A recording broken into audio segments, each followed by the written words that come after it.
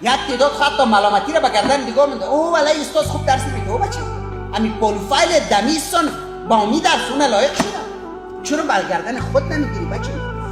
اول میفهمین مشکل است کجا حل میشه که بپذیری ما مقصر است. تو ملامتی را در گردن دیگه میندازی اینجور نمیشه. به همین خاطر تو من میگم افغانا یک بدبختیشون همیست که از دست همسایه او بچه. او نموی را که تو از شکایت داری در چهار طرف خود همسایه داره. چون در اوجه مزاحمت نمیکنه. تو تسلیم هستیم. خود ما گوش ما رو در دستش دادیم که هر کاری میتونی بکن.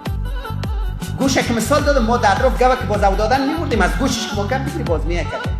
ما خود ما گوش خود در دست مردم میبردیم.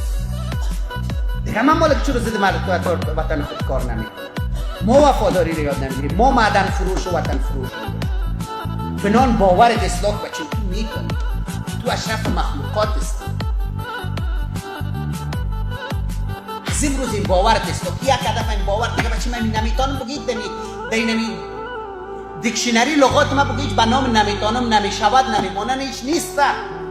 همین نونکای از زیر قطع کنیم دو مثلث است بچه. یکی مثلث بدبختی است. نمیدانم نمیتونم نمیشود. همین نونکایش قطع کن. میدانم میتوانم میشود. سر به خودی با درس خواندن میتونی بچه. درس بخوان توانا میسازید. علم بر انسان توانایی میده و توانایی سبب میشه که ما به نتایج کارهای خود